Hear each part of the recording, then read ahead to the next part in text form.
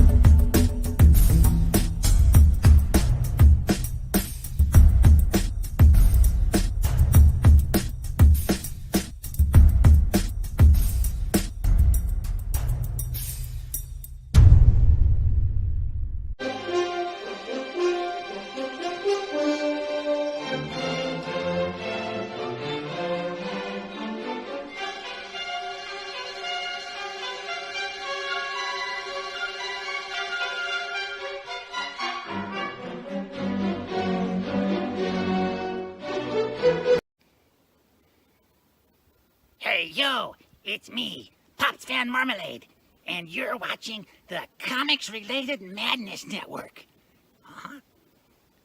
So come get some. Hey, can you hear me okay? Can you hear me? You good? Okay. All right, everybody, welcome back to RomoArt. Romo, Uncle Mike, and today we have a very special guest, at least very special to me, the creator of Nano 13, which is upcoming, Chris Faction.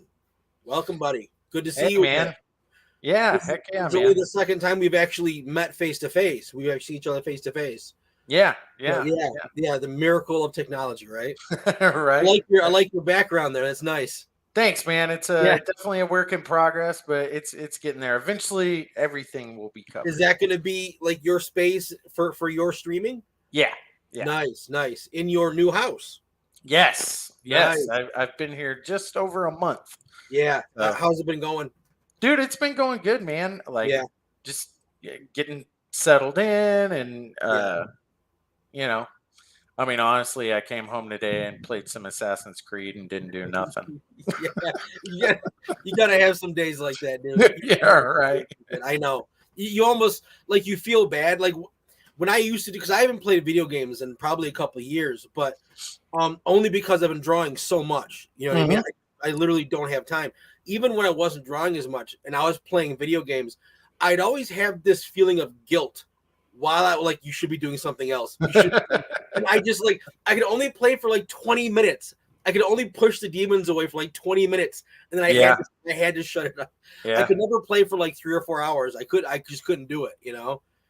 Oh, I hear you, man. I mean, I played for 45 minutes, and then okay, Yep. So I want to tell you face to face, because if I've done, let's say, 10 to 12 videos, at least on 8 of them, I have said, thank God for Chris. Thank God for Chris. Thank God he reached out to me for a second time, and I just loved the story so much, and it was right up my alley that I had to do it. Because I might be working right now at like Walmart or Walgreens or something 4 extra hours a night. You know what I mean? And I wouldn't be able to do any of this. Of it. Yeah. So thank God for you, man. I mean, really, you really helped me out. And thank you also for sticking with me while I'm dealing with the injury, you know? Oh yeah. Not that it's not really an issue now. I'm kind of back to at least drawing speed. But there was a couple of weeks where I couldn't even hold the pen. It was so weird. Yeah. Weird. And now unfortunately it's just pain. But pain I'll deal with. Not being able to draw and earn money that was worrisome. Yeah, I could tell, I mean, I could tell that you were worried about it, but I mean, I knew you'd make it through it. Yeah, I appreciate it. You were still doing as much as you could. Well, and I was the one that was like, "Yo, man, don't like hurt yourself further." No, my wife was too, but I'm like, I can't take off. I can't let this put me too far back. I mean, especially just monetary wise. I mean, literally, like I said, thank God for Chris, because I'm paying rent because of you. So I really, really appreciate it. Man, I mean, it's mutual. Like, I pitched a story to you and you were like, dude, this is awesome. And, I had looked at some of your art and I was like, man, this is a style art that I really like. I think it'll translate well into the book. And then, you did the promo page and I was like, oh yeah, this is it. This is definitely. I still look at that promo. I still look at that promo image. Like I spent probably 3 to 5 days just on the inking of that to get everything as perfect and as tiny as I could. You know what I mean? Yeah. And I can't do that for every page, but that promo came out nice. I like that. It's gonna look really good when we get that colored. Yeah, I think so too. And I've been looking at colorists. I mean, I'm not committed yet. I mean, pretty much like the way it ekes out is I can only do one thing at a time, and I know like there was a lot of people that are like, well, I mean, that's what crowdfunding is for, is, you like crowdfund and you get the money coming in but I really wanted to challenge myself with this. I mean, I'm not the kind of person that's like, let's go easy. I'm like, nah, man, let's make it as hard as we can. That way we know, like, all right, I can do this when it's really hard, and then when it's really easy, then okay, like we'll be cruising. That's kind of that's what happened to me, and I didn't even mean to make it as hard as I could, but the fact that I did have to make a move financially, and just like I signed up for Twitter on the day that I started promoting Sector 7. You know what I mean? So I had no audience. I had no social media. I had nothing before Sector 7. And I was like, and it turns out that was the absolute wrong way to do it. But it's, you know what I mean? I had to do something. And the thing is, I always say this too. The fact that I did that got me here with you. Yeah. And Sector 7. And as long as I stay here, Sector 7 isn't going away. Yeah. You know what I mean? I have all the time in the world to build the audience. So, and then it got me here, and it got me with you, and it's had me meet some really cool people, which has been really nice. So before we get into Nano 13, so I want you to just give a nice basic. It's a big story, so I know a basic outline is tough. I understand. Yeah. Before we get to there, when we first talked, actually like the second time, when you had gotten a hold of me the second time, you had told me a little bit of your backstory. Yeah. Which is really, really unique. Very unique. And unfortunately not too unique. It's rough out there. But it's very unique, and I was really surprised. It was really interesting. And I think what you've been through fits quite well with this crowd. Do you mind kind of telling us some of the stuff that you've been through? Yeah, sure. I don't really think of it as like that big of a deal, but I know that, some people do. Like just I don't know, like the typical stuff, I'm divorced. I have 2 kids. My daughter lives with me here in Texas. My son lives with his mom in Germany. So, I mean, Wow, I didn't even that know can be a that. pain. Wow, that's rough. Yeah, Yeah. that's rough. Yeah. Yeah, Yeah. wow. Yeah. Thankfully, he did get to visit this summer, and Good. and How old is he? he's 11.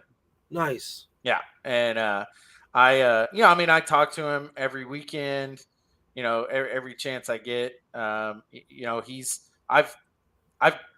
his initials are DC, so you can see where we're comic book people. My son's name is Clark, so same thing. Yeah, I get it, man. Yeah, and so like, yeah, we connect over comics, and I gave him a big stack. Like, I mean, it was a ton of stuff that I get, a bunch of Alterna stuff, because he really likes a lot of the Alterna stories, like King Cryptid and T-Bird and Throttle and stuff like that. Yeah. But yeah, I guess I got out of the Army in 2016, and then I was just kind of cruising, didn't really know what I wanted to do. I got a job with a wholesaler, which I'm still working there, love it. But I've always been like, I really care about my community. I came up in a local music scene, and in 2020, when things started going a little wild, I was like, yeah, not in my town. Yeah. I mean, as simple as that. Like, it was not in my town.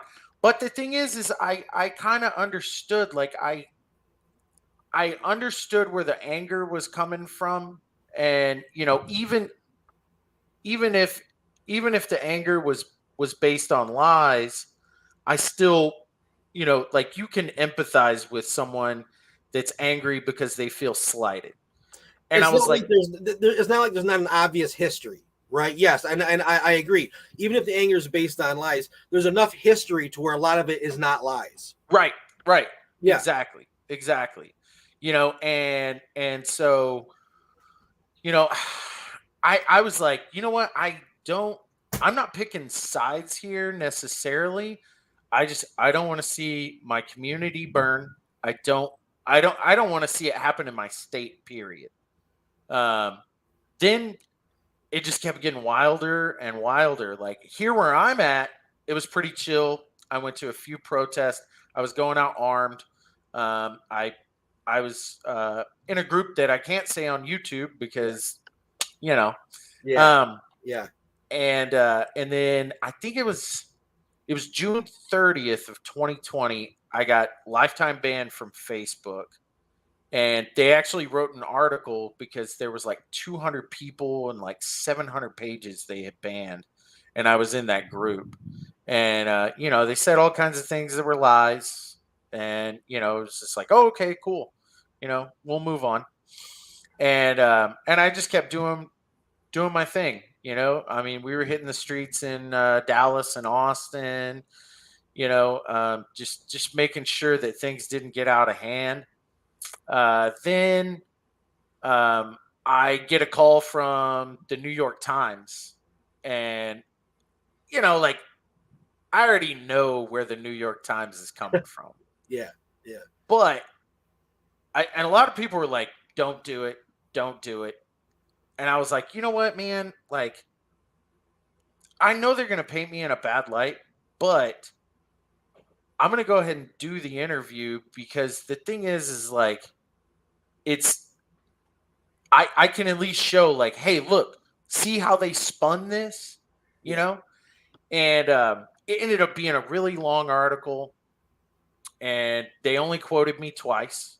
I was the only person that they interviewed for the article. Everybody else was, this source said and that source said, and because the article was already written. You know what I mean? Pretty much. It was already. They just needed you for a filler, but the article was written. They knew what they wanted. Yeah. But about, I don't know, I guess it was towards the end of the article, they compared me to Timothy McVeigh. And, wow. And it was ridiculous because it was like the reason they compared me to Timothy McVeigh is because I grew up in Waco. Timothy McVeigh witnessed the Waco siege.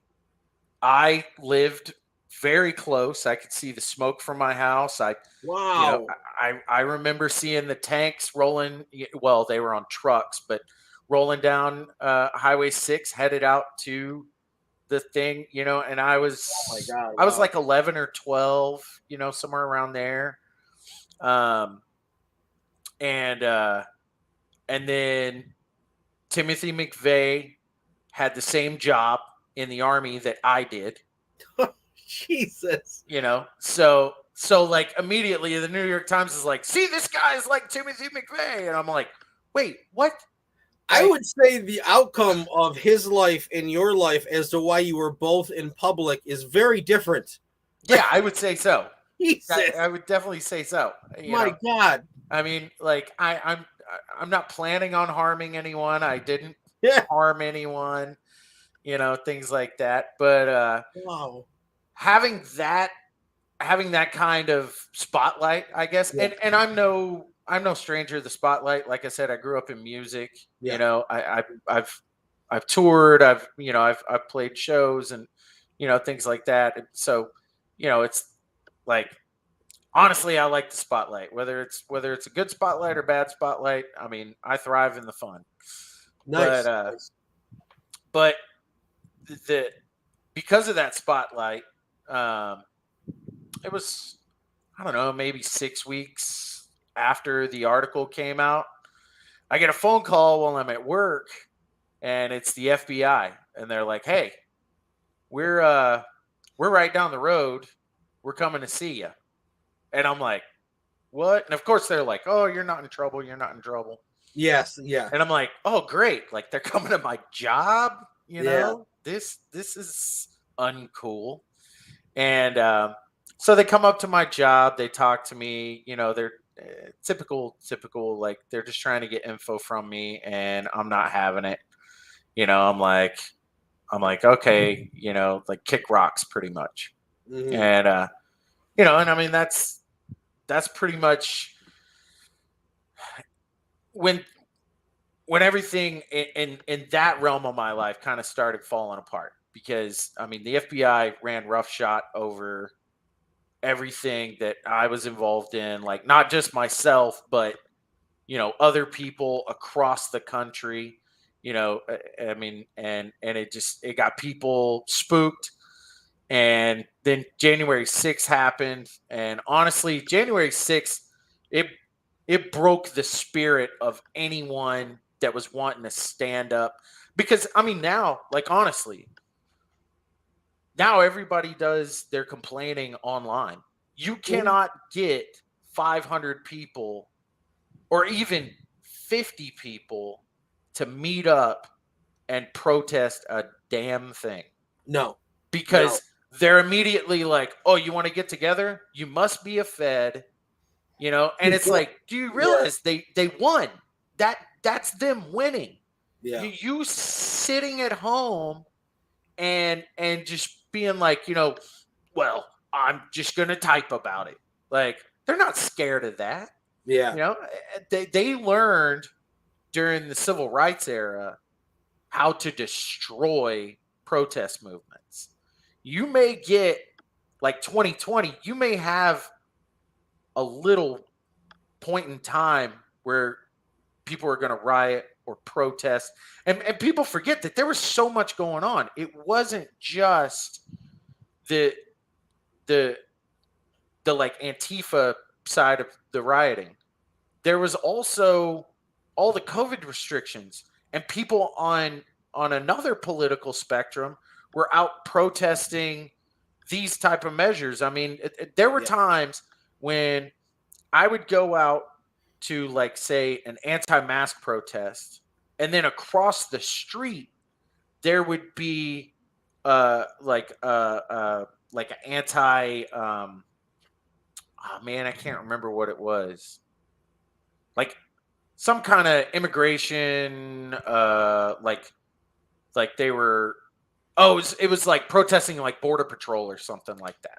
You know. So here you have two groups of people that have essentially opposite ideologies. Yeah. But what I was looking at was I was going, wait a minute, both of you are protesting the government.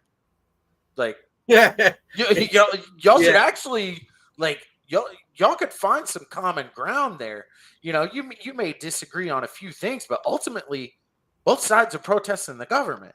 You know, and that's what, you know, I'm like, yeah, man, let's do that. yeah. You know, so yeah, you know, I mean, January 6th happened, and people just got scared. You know? And it's really been that way ever since. Yeah, I mean, and I'm not looking. I honestly hope I don't have to go out in the street again. I don't want to do that. Yeah. Who the hell would hope for that? Exactly. Yeah. Like to think, you know, that in my own country, I would have to go and, you know, look for people hiding weapons in dumpsters, you know, so that when their march came by, they and this is legit. Like, you know, I mean, even you remember all those rumors about the pallets of bricks, and everything. Yeah, we found one of those pallets of bricks 4 hours before an event. Yep. You know, just sitting there. Yep, just sitting there. Nobody knew why it was there. Yeah. You know, and I was like, yo, man, this is crazy. This is like, why is this happening in my country? And like I said, I don't want to have to do it again. Honestly, at this point, I think it might actually be a younger guy's game. I had a really bad health scare about a year ago. I had to have surgery. I was turned out I was septic, and I now have a scar that goes from here all the way down to my crotch. Wow, dude. What? Yeah. What appendix? What happened? So they think like a tomato seed or a strawberry seed or something like that got lodged in my colon, and there was a bacterial bloom. Wow. It ate a hole in my colon, and air escaped into my liver, and it was killing me. And oh my God. Yeah, it was crazy. It was crazy. I spent 10 days in the hospital, 2 surgeries, and then about 6-7 weeks on the couch, you know, healing up. Yeah, healing up. Yeah. And yeah. So, but you know, I mean, obviously I'm good now. Yeah. That's insane. Like there's so much, and even though we quote unquote talk, it's 3 sentences a few times a week. You know what I mean? We don't actually, like, I didn't know any of this stuff about you. I knew a little bit of the backstory, but I didn't know, you know, you had a son in Germany. I didn't know anything really, which is one of the reasons why I wanted to get you on. You know what I mean? Just to kind of have a chance to talk again and have you introduce yourself and introduce the book. And I think people, I mean, your story is rather unique. So what was I going to ask? You mentioned to me on Twitter that you just had your first show, like, because you have your own streaming thing, right? Like on YouTube, right? Yeah. We started a show called The Friday Nights. Okay. It's called The Friday Nights. It's myself, Mad Ruth, Jason Sandberg, and B.A. Mad Ruth. Okay, no kidding. And we're just talking like nerd news. You know? I mean, we pretty much pick 3 topics. We try to keep them comic book related, but sometimes there ends up being a news story that's, you know, so big you have to address it. You know, or at least like comic books, movies, you know, nerd culture. type stuff. Yep. And yeah, man, we just had our first episode. I think it went really well. Nice. You know, I think we just checked and we had around 300 views so far. Oh wow! So yeah, amazing! Wow, that's awesome, dude. Yeah, we're pretty excited about it, and so I think I know we're simulcasting on both Mad Ruth and Jason Sandberg's channels. So yeah, that'll be every Friday night at 9 Eastern, and it goes for about an hour and 15 minutes. We're trying to keep it to an hour, but Nice. That's awesome, dude. So it's on their channels now. Do you have your own channel on YouTube or no? No, not yet. Not yet. I've honestly been thinking about like what I want to do as far as my own personal channel, and I think I'm narrowing it down to what I'm going to call Weird Tales. And I don't think it's going to be like I may touch on some nerd culture stuff, but I got some like weird stuff in my head that I think about. I'm like, what about what about Atlantis? yeah. Stuff like that. Like it's tough. Like I can tell you, like I like the interview process for me. I would like to continue the interview process because me just talking, it's hard to figure out. I don't like the spotlight. It's it's not my comfort zone, but it's something that I have to do. And so for me just to sit here and just talk in my head, I'm like, no one fucking cares. Who cares? Like, why? No one cares what you think. You know what I mean? And so it's very counterintuitive to my personality. It's difficult to think of things to talk about, especially when I don't like just repeating what 50 other channels are talking about. It's really hard because it's a saturated market at this point. Oh yeah, it definitely is. The indie scene. I mean, in order to sell your book, you need a channel, which means every indie creator pretty much is on a show or has a show. Yeah, it is super saturated. So what the hell do I have to talk about? And it's, but I got to do something. And this, I think for me, I'd like to get into the more interview type stuff, or just not have it by myself. Like me and the co-creator of Sector 7, Matt, we're like in two bodies, but we share the same brain. So when we get together, we could talk for 18 hours and you don't even need to check on us. You know what I mean? Yeah. So I'm going to have a lot of shows with him for sure. We were going to start one before any of this, before Sector 7 was on the scene. We were going to do it the proper way, which was have a YouTube channel first. And it was going to be called The Adventures of Mattman and Romo. And I did the logo. It's really cool logo and everything. And we might still do that.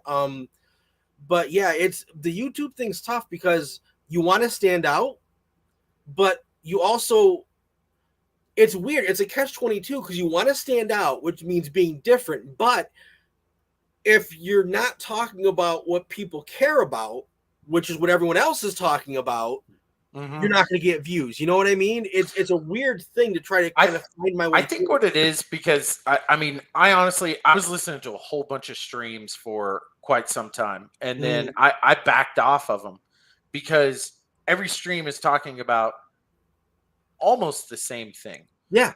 It's just whatever the headlines of the day are. And then, you just kind of narrow it down to like, whose voice is the least annoying? Yeah. And then you're like, okay, what fills my day? I mean, honestly, like, I over the last few days, I've been listening to Jordan Peterson's Exodus series. I listen to Timcast. I usually do the morning after or whatever. I don't ever watch it live because I got stuff to do or whatever. But like I drive for a living, so I have all day to listen to whatever I want to, and I got to switch it up or I'll go insane. I'll go for podcasts, music, audiobooks, whatever. Yeah. And, just try and keep it fresh. But I'm not like, I totally get you where everything is really oversaturated. Like, I would love for the market to be like it was in the 90s where the art sells the book. But here's the thing is, how are people going to see your art if you're not putting yourself out there? I know. And that's the catch-22 of independent comics. Because I know plenty of people that, like, they would love to just make a book and get it out there, and have nothing to do with any of this stuff. But, hey, right. I just want to create. I mean, I've got to, like, I'm not the kind of dude that comes home from work and like shucks off to the basement or the garage. Like, I literally wake up for my family. You know what I mean? They're all I care about. And so it's balancing getting the amount of work that I need to get done, doing this. Now, this is why I kind of like what I have here, which again, I just fell into, because this forces me to show up Monday and Friday. Because doing it on my own, I might do a video every 2 weeks because I did it when I felt like it. Then I would literally post it 3 or 4 days later when I had it time. This forces me to keep doing it, which is what I need. But like, I want to spend time with my wife. I want to see my son. Like, I don't want to, and a creator's life. I remember multiple interviews back in the 90s, from Todd McFarlane, all those guys, anyone doing a monthly book, right?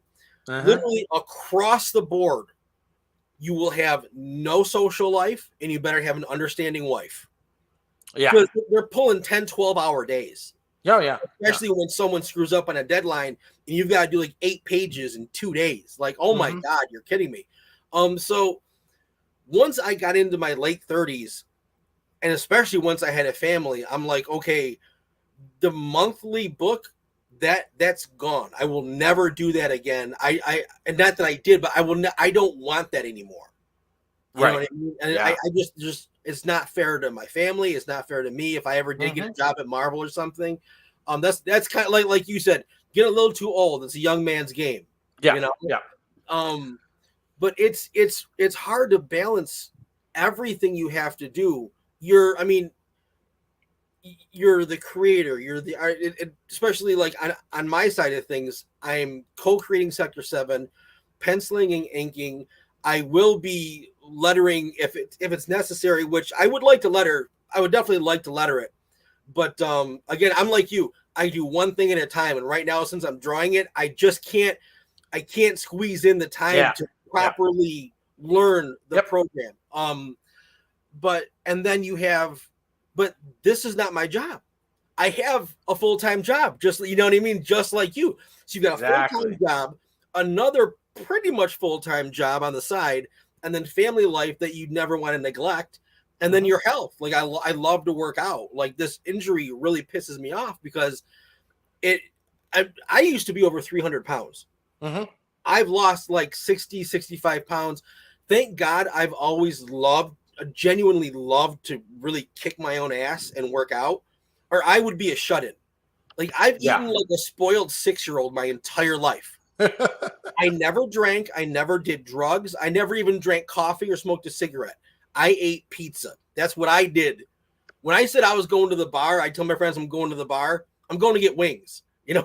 Yeah. I'm not going for a beer. I don't drink. So and then when I had Clark at 40, I'm like, I'm starting late. I'm starting really late, and I want to at least make it till he's in his 20s. And I'm over 300 pounds, and I take care of myself with working out, but other ailments were starting to catch up. Oh, yeah. Yeah. You know what I mean? Dude, like, you turn 40, and it's like, you can't push those away much longer. Yeah. So I was like, I got to fucking stop. So, I had to change everything up. And so, trying to get the whole package in with 24 hours in a day, it's really fucking hard. It's really hard. If you're doing it right, it's really hard, Yeah. Yeah. I don't even know why the hell I started talking about that. Well, I think, like, I know we're leading up to getting into the book. Absolutely. But, just to kind of like give your audience like an idea of where I want to go with not just Nano 13, but overall Faction Comics or Faction Publishing. I haven't decided yet. Is I want to get to the point where I am whatever title, like say Nano 13, for instance, I would like to get to the point where we're putting out 2 issues a year. And I would like to have 6 titles, which you do the math on that. I would like to put out 1 issue a month, and it would just be each title gets 2 issues a year. Yep. And I know like right now, like the book you're working on for me now is 42 pages. Everybody in the indie scene, they like their long books. Yeah. Because we have to charge like $15 to $20, so you want to give value. You know what I mean? Exactly. I know that issues 1, 2, and 3 are 42 to 44 pages. After that, there's some one-shot stuff that we're gonna do. Yeah. But after that, it's gonna branch off into 4 titles, and 3 of those titles are gonna be classic 24-page, floppy types or whatever, and one of them, the flagship title, Nano 13, I think I want to do around 32 pages. That way, I know, like, okay, 32 pages an issue, we can get out 2 a year. You know? But that's kind of my vision for the future. I have an interesting business plan that I don't think anybody's even tried at yet, but I can't talk about that because somebody will steal it. I have the same thing, not the same as you, but I have my own kind of business plan that I've come up with. I need to talk about it with Matt, which he'll go for. But trying to solve the problems that the indie scene has, the indie comics themselves have, is price, which the price needs to be what it needs to be because it just is what it is. That's the market. But still, if we could come down on price and time. So it's the 2 things that indie has going against it. Only 1 or 2 books being able to be put out a year, and time and the price being what it pretty much needs to be in order for anyone to eat. You know what I mean? Yeah. I was trying to figure out a way to calm everything down and kind of make everybody happy. And I think, like you have a plan for how you want to do something that no one's done. I may have figured out a similar situation for myself, and I'm really interested in seeing how it plays out. And I'm not even going to tell anyone what I'm doing because I just don't want to hear, no, it's not going to work. I haven't fucking tried it yet. So I don't want to hear, no, it's not going to work. I'll figure it out. I think right now in the indie scene it's the perfect market for experimentation because you almost don't have a choice. Right. Like, you need to experiment exactly. to figure out something that works. I think all of us, I mean, really and truly, like, look at some of the ones that are getting like really good sales, like Rippaverse, EVS, Alterna, Shane Davis. Yeah. Like, you're talking, they all have different business models that work for them. Alterna, the fact that they're able to put out books that are like $2, that's amazing. Yeah. And the amount of titles that they kick out per year, like that is awesome. Let me interject here. Alterna uses newsprint, and it's a hell of a lot cheaper to print than it is all these glossy, beautiful books that everybody else is printing. Mm-hmm. So Pete's got his thing, and it works. I have ordered Alterna comics. I've put ads in Alterna comics. Mm-hmm. His thing works, but it's, let's be honest. He's doing it as cheap as he possibly can, so he can afford to print as many books as he can. Right. Yeah. Right. I mean, look, it's working for him. You can't knock him. Pete's the boss. He's the nicest guy in comics, man. Does the quality of the book stand up next to some of the other books we're getting? Probably not. It's newsprint, you know. I mean, but it's still good books, good art, good story. Oh yeah. That's My son is a huge King Cryptid fan. Like as soon as those books came out, he was absolutely in love with them.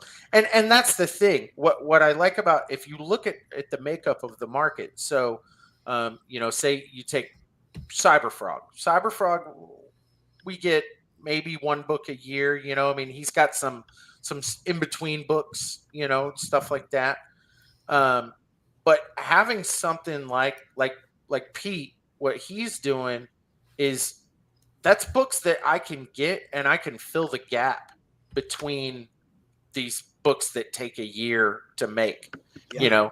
And I like about it, and I'll be 100% honest, is that I can get 5 books for $10. Yeah. Like it's supposed to, like comics are supposed to be, you know. I mean, look, the printers take advantage of small time creators. Okay. I don't even have a printing company that I recommend and or endorse, because I have not found one that truly treats you guys the way you should be treated. Okay. Now I know there's one in Phoenix.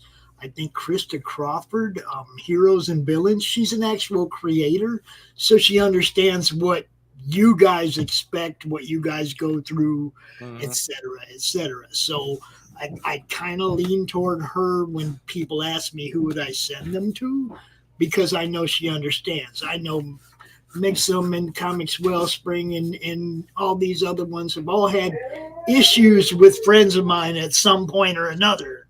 And usually more than one of my friends has had issues with these bigger printers, you know. I mean, so I suggest people go local. Go find a printer that's local to you that you that's can what I'm doing. see the comic books as they come off the press. You don't have to pay to have them shipped to you. Look, you know, it's you know, you get to see the product. Okay, there's nothing better than that. There's nothing worse than having a whole box sent to you that you can't use. Yeah, that's exactly what I'm doing. I'm gonna get out your way and let you get back. I just when you mentioned Alterna, I was like, yeah, he does. Look, I love the $2 book. Oh yeah, but you know, I mean, at the same time, you got to treat it like them older mainstream books, and you got to take a little bit better care of it, because it doesn't have the shelf life that the newer, glossy, thicker paper and stuff does, right? So if you buy Alterna, get your boards, get your bags, make sure you take care of them. Yeah, no, he's right. You know, as far as printing goes, I in my church men's group, there's a guy that works for a local printer, and then turns out the owner of the print shop goes to my church. So yeah, I was like, okay, well, I know who I'm going with. Yeah, you know? exactly. Nice. And they also have a fulfillment house, so I will I'll get prices on that and figure out, you know, if that's economical for me. I hope it is, because I still have a job that I work like 55 hours a week on. we all do, man. I know. I'm at the store 6 days a week. I get it, man. It's crazy. So we have a solid 16 whole minutes. So let's get into what, if you could possibly break your epic. I mean, listen, the story is humongous. It is multiple characters, multiple teams. It is huge. But the first book, Nano 13, what are we looking at? So the foundation is 3,000 years ago. An alien race invaded Earth and enslaved mankind. There's going to be little hints to how that has gone over the last 3,000 years as the story comes to light. But essentially, there are a group of people that were born as slaves, and they get liberated. They become freedom fighters, and then they get captured, imprisoned, experimented on, and they get powers. They escape the prison, and the story starts about 3 weeks after they get back to Earth. So they have these new nanotech-based powers. They're not exactly sure how to use them. There's like some obvious stuff, the like, oh, look, I can see really far, or I can hear really well, or my injuries heal faster. These characters are not seasoned with their powers. Yes. Yeah. Right. Yeah. It makes it interesting. And they're you'll see in the book, but they're a little arrogant. I think they feel like, I have these powers now, I'm invincible. And yeah, man, you're gonna get some wins because you got some powers, but eventually the arrogance comes and bites you in the ass. And there's gonna be lots of twists and turns in the story, a lot of action, and a lot of like political intrigue. I think that the story, because there's so much going on, there's the big giant picture of there's aliens that control the Earth, that have this empire somewhere out in space. Why, why exactly do they want Earth? Like, why it's always Earth. We're always right in the middle of everything. Yeah, exactly. Well, you have where the main characters are slaves at is a small arms factory.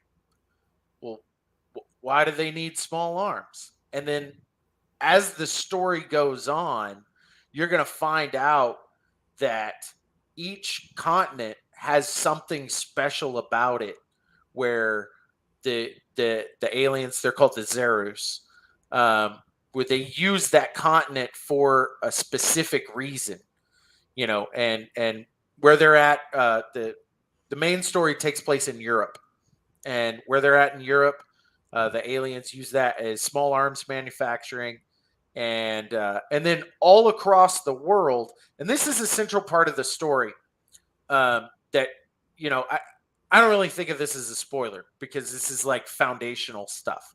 Is these aliens, they're awful. Like, think of like the most despotic like regime that you could possibly think of. They're worse. And they don't allow humans to have children naturally. They have these breeding farms where women are taken if they are of a desirable genetic structure, and they're forced to get pregnant, and then the children are taken from, they never even see their own kids. They're taken from them, raised to do whatever job, whatever that specific person was bred for. The aliens take them and they raise them to do that job. We're basically cattle that can talk.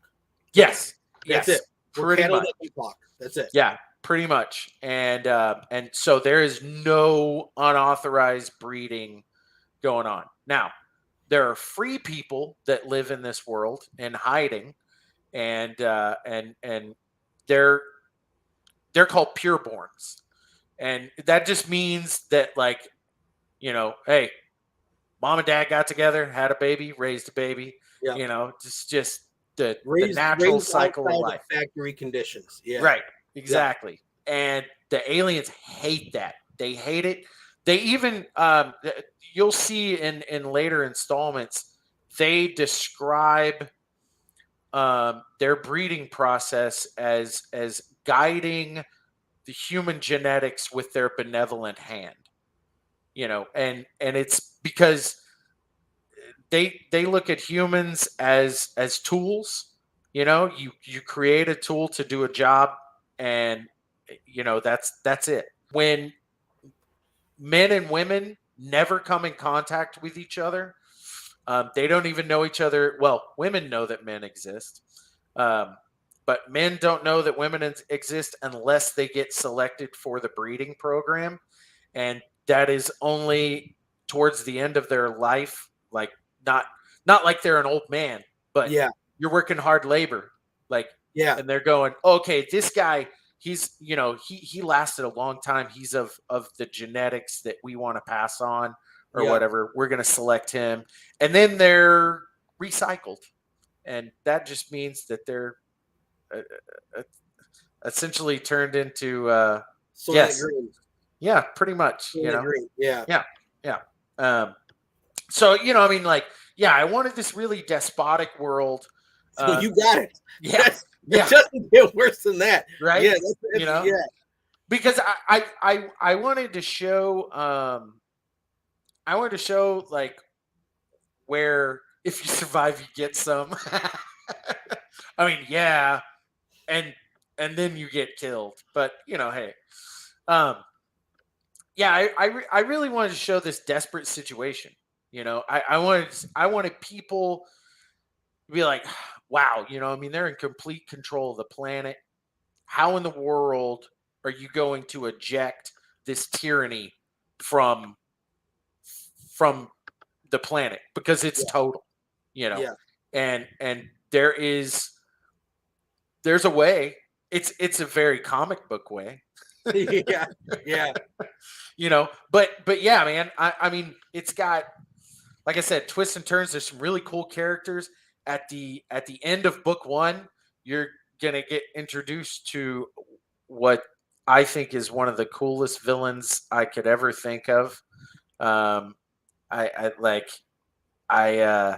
Even my editor is Mark Polton, and he's when he was going through the script, he was like, I want to know more about this guy, and I didn't even show him any concepts of the character yet. You know, so like he was just reading like, oh, what is this, you know? And so it's going to get wild in issues 2 and 3, and then beyond. Like I said, once you get to issue 4, it's going to branch off into 4 different titles. We're going to go to different parts of the world.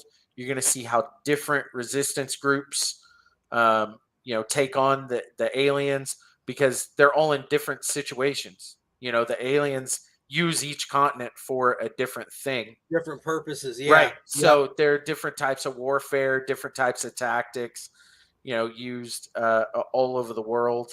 And, you know, it'll make it interesting visually, because you're not reading the same thing in all the stories. That's good. Yeah, absolutely. Absolutely. That's smart. And I have some, you know, like, I mean, here's the thing is like, I have all the grandiose plans and everything, but we're still working on book 1. I want to make sure that book 1's great. I know so far it looks wonderful. Yeah. You know, we still got a ways to go, but I mean, it's turning out really good. But, you know, in order for me to keep doing this, I got to get those backers. And I can guarantee you, if you are a fan of, like, I'd say G.I. Joe, 90s X-Men, anything with Cable in it. I always say it's very Ridley Scott sci-fi. Yes, it is. It's very. That's how I see it in my head. A very serious, dark, and cool take, which is what attracted me to the story. Mm-hmm. Yeah, that's my favorite sci-fi.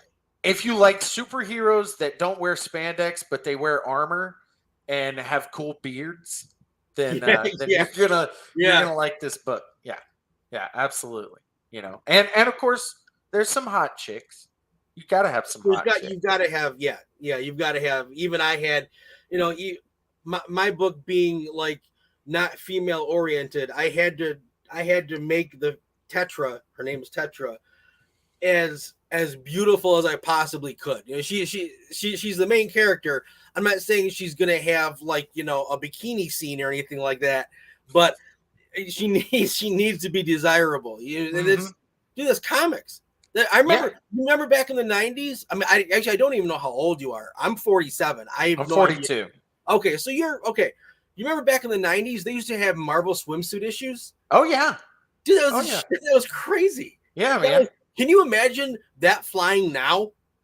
Oh, I'd love it. But yeah, it would never happen ever. No, it would actually I wouldn't be surprised. I wouldn't be surprised if Marvel did put out a swimsuit issue, but it would be like Cyclops, Wolverine, Tony Stark, and they would still be in bikinis, but they'd still be in bikinis. Yeah, exactly.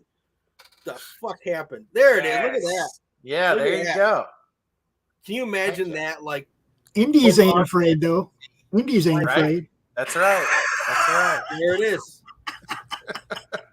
Dude, like that was so. I might, you know, in some of my boxes, I might still have some of those because I legit have like I hate letting go of my stuff. Like I've got Wizard #1 with Todd McFarlane with Todd McFarlane's Spider-Man on the cover. Yeah, cool. I have and it's not even in bad shape. I would never sell it, but yeah, like I have all the stuff from back in the 90s.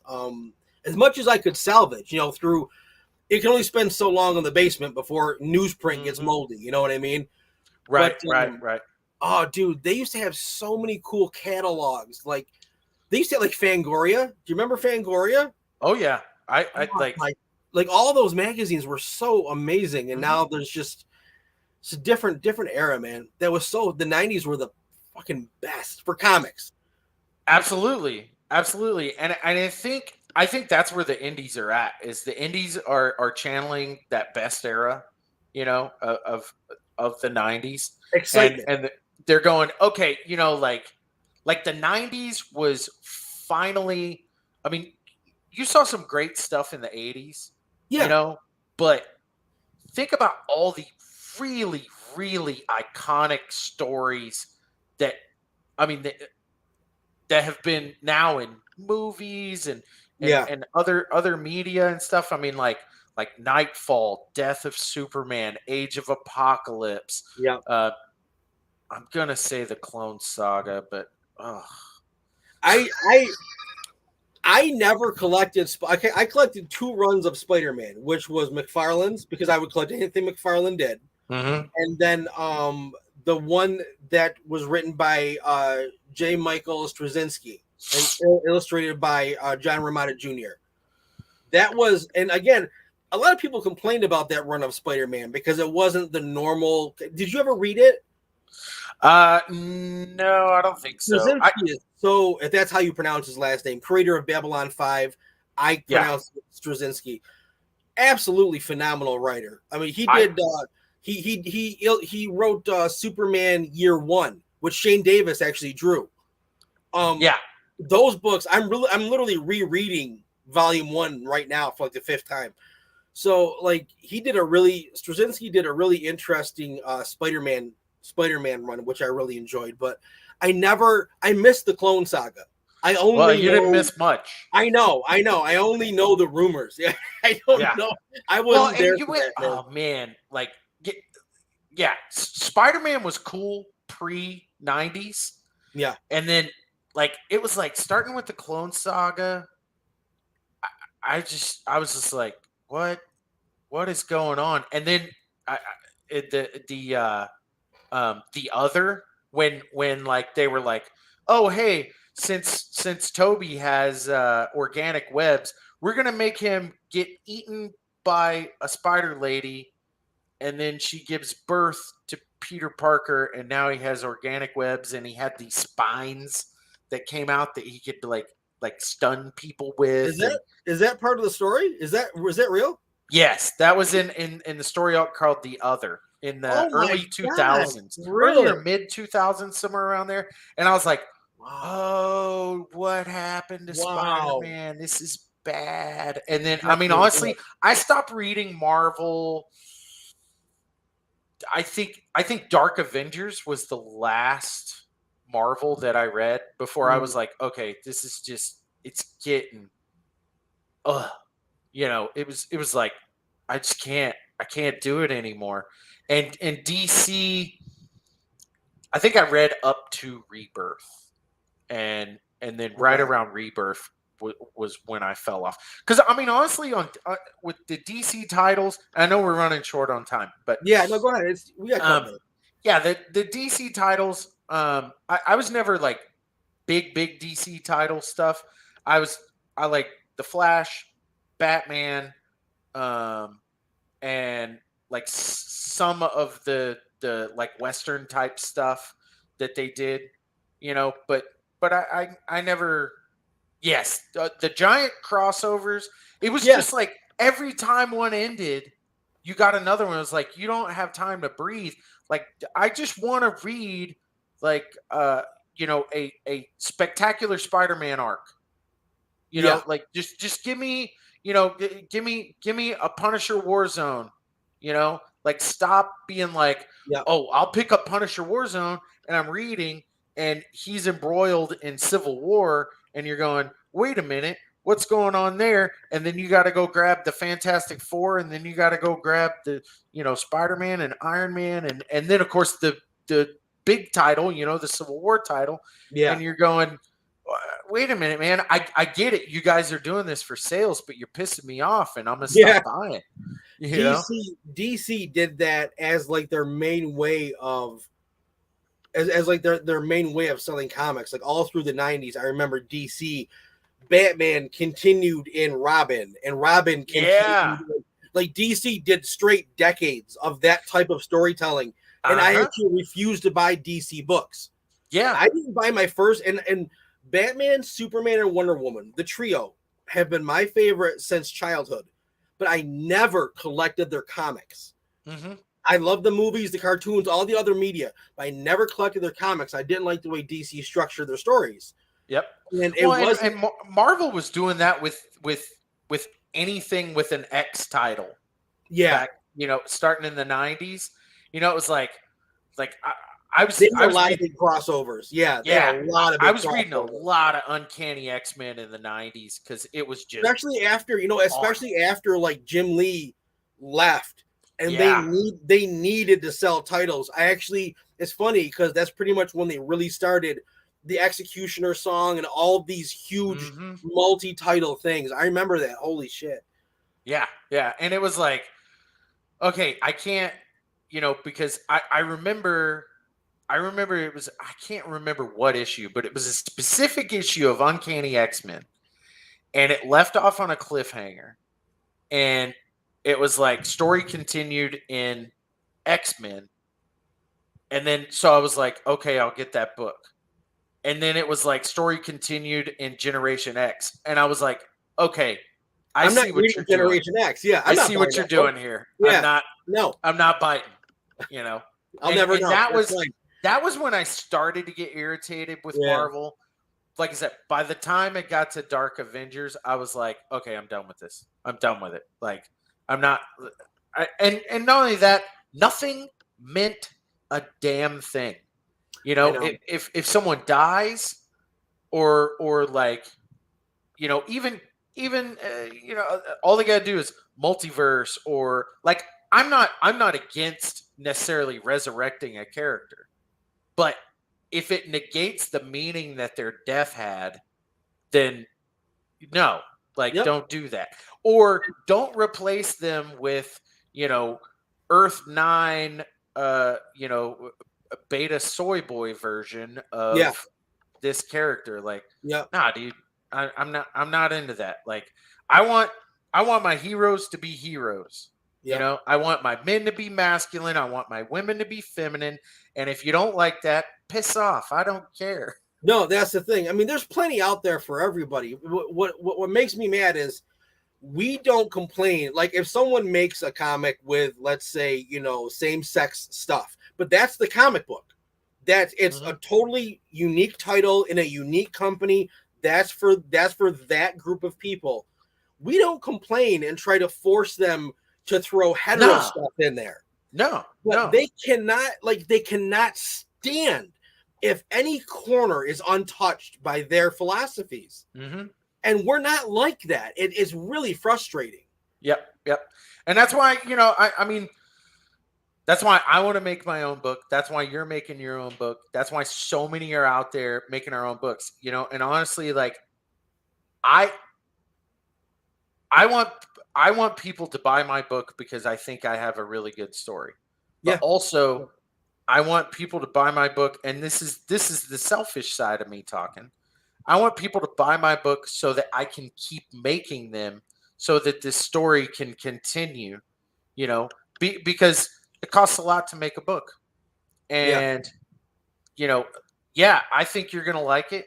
I think that anybody that reads it is going to be like, wow, you got something here. Yeah. But like, ultimately, I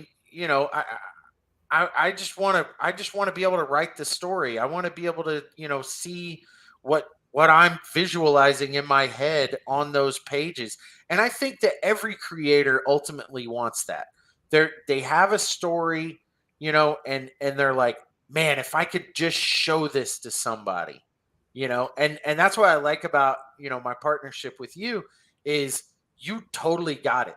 Like, I showed you that script and you were like, I got you, Yeah, and I did. I couldn't say the second time, dude. I couldn't say no. I'm like, I have to squeeze this in somehow. Mm-hmm. And again, thank God for Chris, because I did, and I'm able to stream now instead of working at Walgreens. Like, right. Yeah. And it's, and I mean, I'm going, thank God for Ron, because I mean, that's like for real. That I mean, and like I've said, I mean, you're my guy on this title. Like, I want to keep going with this. I know you want to keep going with Sector 7 just as well. And that's what I'm hoping that, like, both of us, teaming up and making things happen. Getting stories out there. I mean, I hope that it brings us a long way. I hope that each one of us gets to tell every single story that we want to tell. Yeah. Because I think they're legitimate. I think that people are going to enjoy them. And like, why not, man? Let's just go. Let's go. Yeah. Good. Perfect place to leave off, buddy. Perfect place to leave off. Pops, you wanna send us off? Maybe. I could probably do that. There he is. Come now, Chris. You guys, good show. I'm gonna play a couple more commercials and we're gonna be out of here. Awesome. Right, Peace. Thanks, guys. So.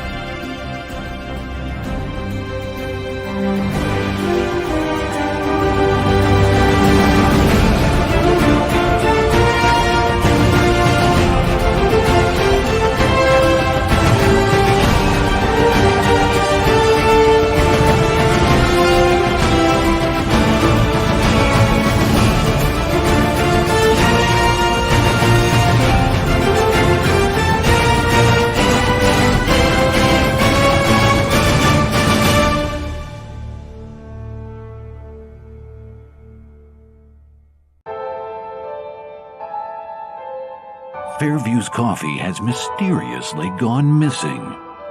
Mayhem ensues when strange, coffee-craving zombies plague the city. Detective Mickey Potatoes, an overworked public servant, uncovers why ordinary citizens are losing their minds and how to stop the coffee apocalypse. But it involves the mafia.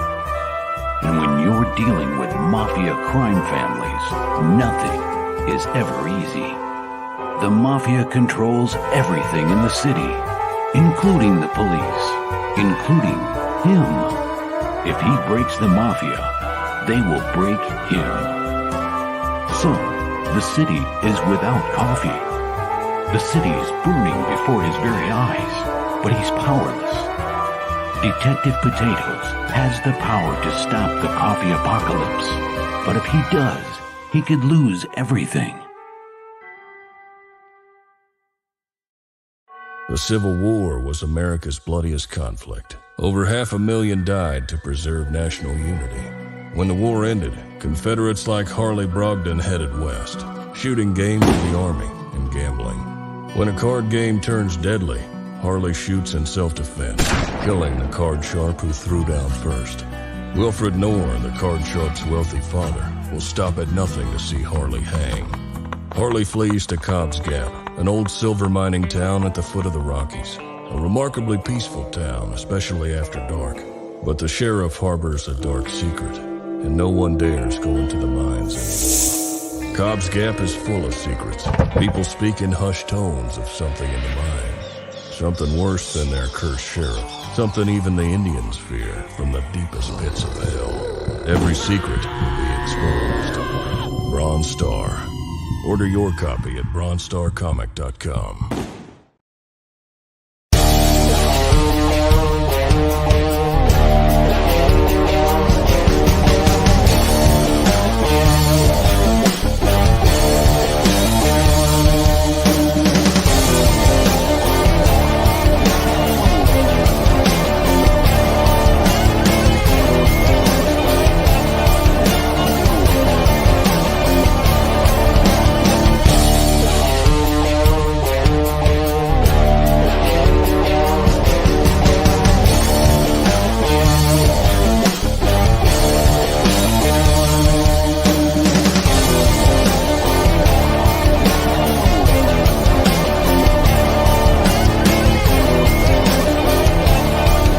Entertainment Group presents the Madness Comic Network with original programming and additional comic-related content.